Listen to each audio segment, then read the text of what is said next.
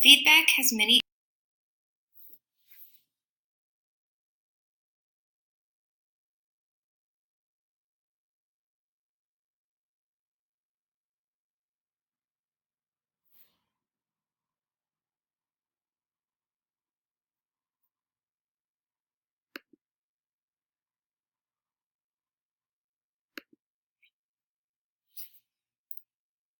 Feedback has many influences in the classroom. There are various levels and types of feedback that you can use. And the basis of what feedback is it's giving information that enables progress of a student or a teacher towards an educational goal that they have. And the most important kind of feedback that Hattie had found in the classroom was feedback from a student to a teacher. So in an interview process between a student and a teacher, he found that the most important were the things that the student would say to the teacher, and it helped the teacher to be able to see the classroom through the eyes of the students. And this makes learning visible and helps plan next steps to help students progress towards their goals.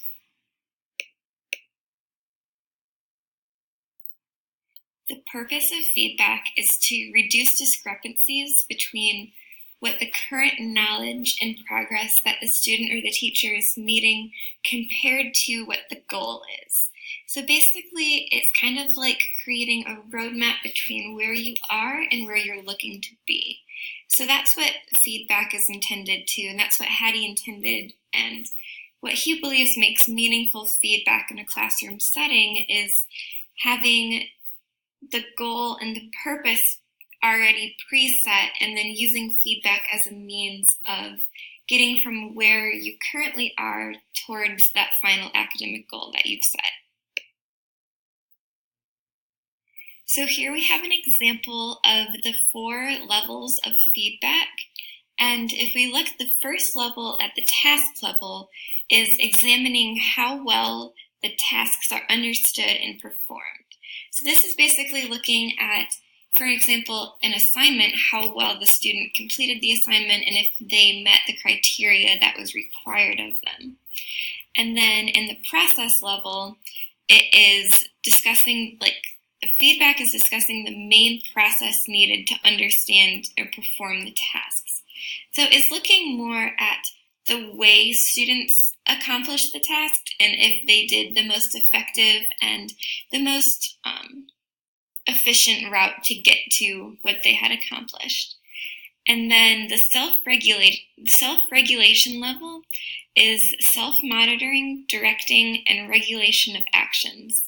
So that is more explaining the actions that should be taken, maybe to improve and to make more progress.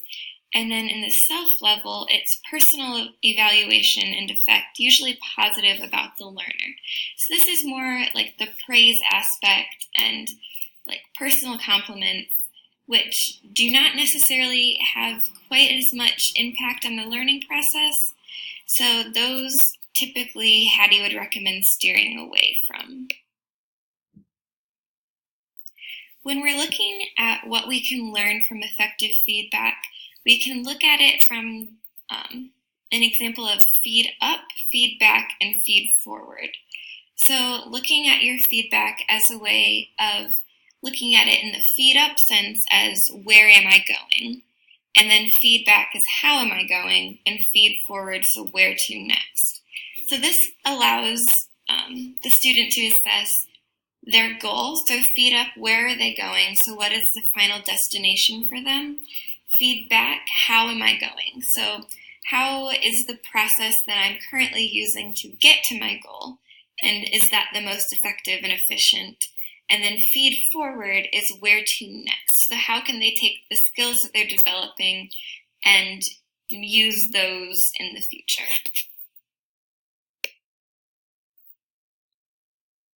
Some classroom application for feedback is that teachers should also be looking to receive feedback from their students, and this is very important for the educational process. And one way that teachers can do this is by using assessments as learning tools for themselves. As John Hattie said once in an interview, that if a teacher doesn't learn anything from an assessment, then it was a wasted assessment.